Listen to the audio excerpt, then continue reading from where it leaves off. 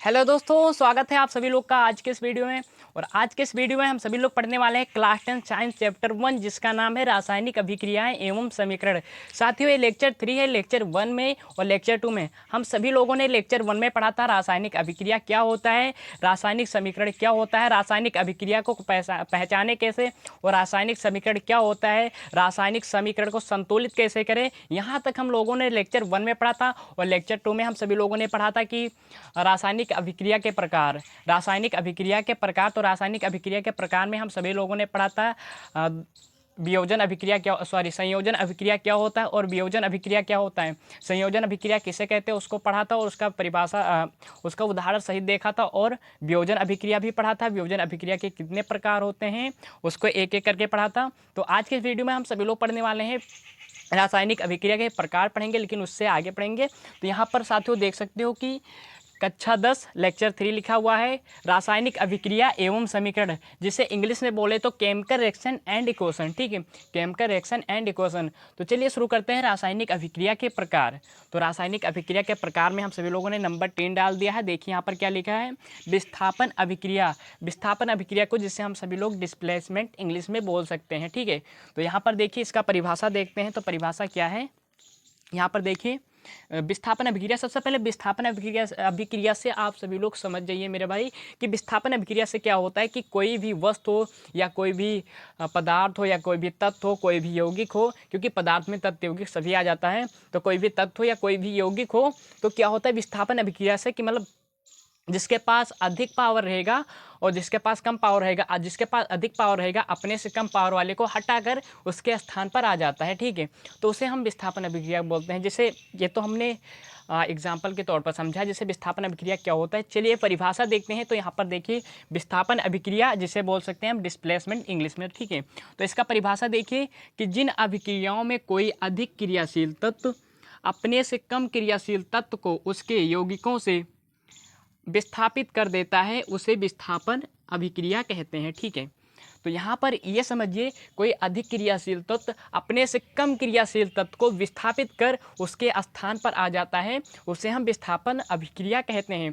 तो चलिए साथियों कुछ एग्जाम्पल देखते हैं। जैसे यहाँ पर क्या है, यहाँ पर देखिए आयरन लिखा हुआ है, आयरन है और कापर सल्फेट है। तो यहाँ पर देखिए आयरन है जिसे हम सभी लोग लोहा बोल सकते हैं, तो आयरन कापर सल्फेट। अब यहाँ पर देखो आयरन सल्फेट हो गया, यहाँ पर कापर अलग हो गए। तो ये क्या है, सबसे पहले यहाँ पर देखिए आयरन क्या है, आयरन अधिक क्रियाशील तत्व है वो भी ठोस है। तो आयरन अधिक क्रियाशील तत्व है और कापर सल्फेट है। यहाँ पर देखिए कापर कम क्रियाशील तत्व है, आयरन अधिक क्रियाशील तत्व है, कापर कम क्रियाशील तत्व है।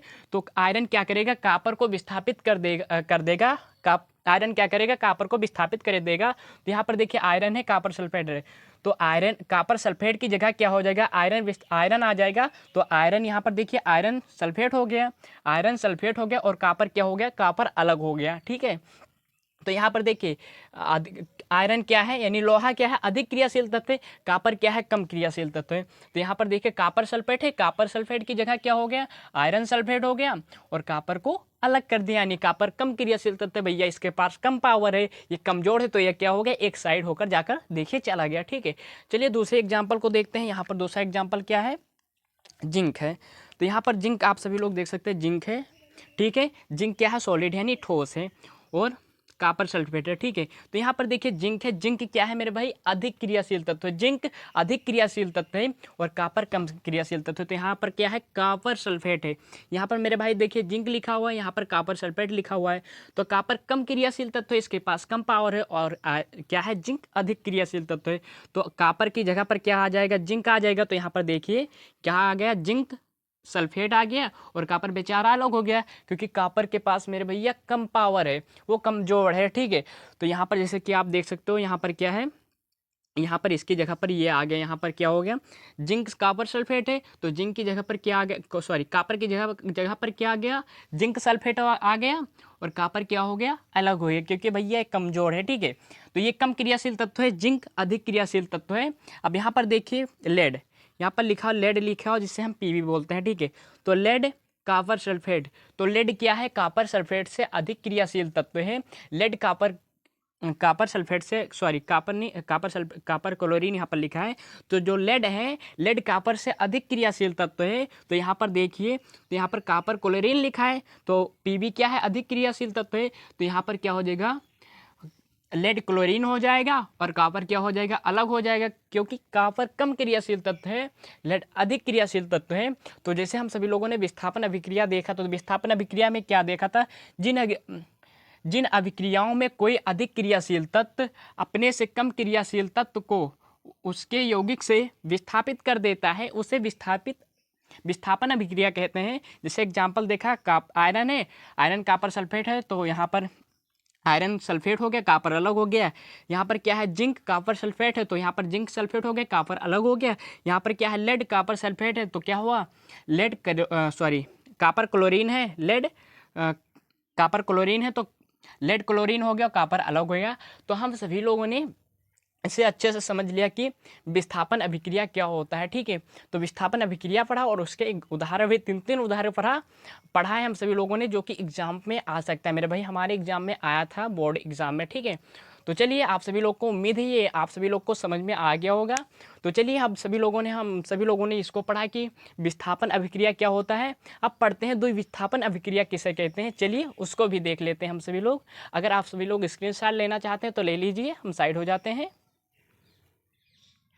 तो चलिए साथियों, देखते हैं कि द्विविस्थापन अभिक्रिया क्या होता है। जैसे कि अब अभी हम सभी लोगों ने पढ़ा है विस्थापन अभिक्रिया क्या होता है, उसकी परिभाषा पढ़ा और उदाहरण भी पढ़ा है। तो चलिए देखते हैं कि द्विविस्थापन अभिक्रिया क्या है। तो यहाँ पर साथियों लिखा है द्विविस्थापन अभिक्रिया, जिसे इंग्लिश में बोलते हैं डबल डिस्प्लेसमेंट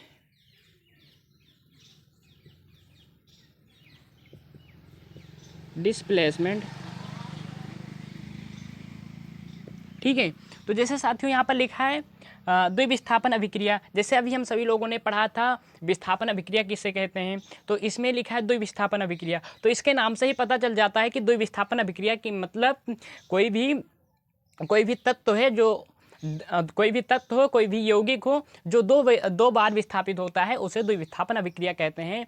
तो चलिए साथियों, इसका परिभाषा देख लेते हैं और उदाहरण भी देखते हैं। तो साथियों यहाँ पर लिखा है कि वह अभिक्रियाएं जिनमें अभिकारकों के बीच आयनों का आदान प्रदान होता है, उसे द्विविस्थापन अभिक्रिया कहते हैं, जिसे डबल डिस्प्लेसमेंट कहते हैं। तो वह अभिक्रियाएं जिसमें अभिकारकों के बीच आयनों का आदान प्रदान होता है, उसे द्विविस्थापन अभिक्रिया कहते हैं। तो क्या होता है, आयनों के बीच आदान प्रदान होता है, उसे द्विविस्थापन अभिक्रिया कहते हैं।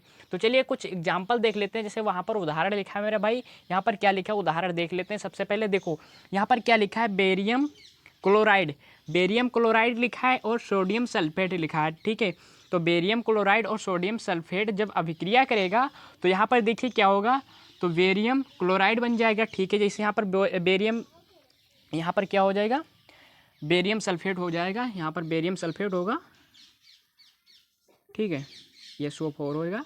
ठीक मेरे भाई, जैसे यहाँ पर देखिए बेरियम क्लोराइड लिखा है, सोडियम सल्फेट लिखा है, तो यहाँ पर देखिए बेरियम सल्फेट हो जाएगा। यहाँ पर देखिए सोडियम को क्या किया, विस्थापित कर दिया और इसके जगह पर बेरियम आ गया, तो बेरियम सल्फेट हो गया। यहाँ पर क्या है, देखिए यहाँ पर क्या है, बेरियम क्लोराइड है, तो बेरियम को विस्थापित कर सोडियम यहाँ पर स्थापित कर दिया, मतलब स्थान ग्रहण कर लिया। तो यहाँ पर देखिए दो बार विस्थापन हुआ, एक बार बेरियम हुआ, एक बार सोडियम हुआ। तो जैसे यहाँ पर बेरियम क्लोराइड और सोडियम सल्फेट है, तो बेरियम सल्फेट हो गया और सोडियम क्लोराइड, जो सभी को पता है कि सोडियम क्लोराइड का एक बढ़िया सा दोस्ती होती है। ठीक है, तो यहाँ पर देखिए दूसरा एग्जाम्पल देखते हैं। जैसे क्या लिखा है, कापर सल्फेट लिखा है और सोडियम हाइड्रोक्साइड लिखा है। तो कापर सल्फेट और सोडियम हाइड्रोक्साइड लिखा है, तो यहाँ पर देखिए अब क्या करेगा, कापर हाइड्रोक्साइड हो गया और सोडियम सल्फेट हो गया। तो यहाँ पर देखिए कापर को सोडियम ने विस्थापित कर दिया और सोडियम को कॉपर ने विस्थापित कर दिया। ठीक है, तो चलिए तीसरा एग्जाम्पल देखते हैं, जो कि है सिल्वर नाइट्रेट और सोडियम क्लोराइड। तो सिल्वर नाइट्रेट लिखा है, सोडियम क्लोराइड लिखा है, तो यहाँ पर क्या हो गया मेरे भाई, देखो विस्थापित कर दिया है सोडियम को, तो सिल्वर क्लोराइड आ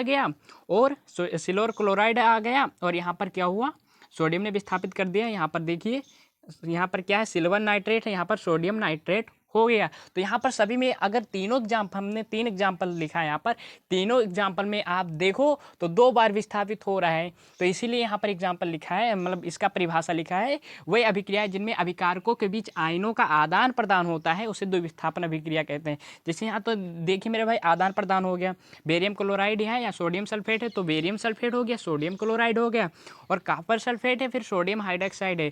तो देखिए यहाँ पर क्या हो गया, कॉपर हाइड्रोक्साइड हो गया, सोडियम सल्फेट हो गया। इसी तरह से सिल्वर नाइट्रेट है, सिल्वर नाइट्रेट है तो सोडियम क्लोराइड को अभिक्रिया करते हैं तो क्या हो गया, देखो इसको बीच आदान प्रदान हो, सोडियम क्लोराइड हो गया और सिल्वर क्लोराइड हो गया और सोडियम नाइट्रेट हो गया।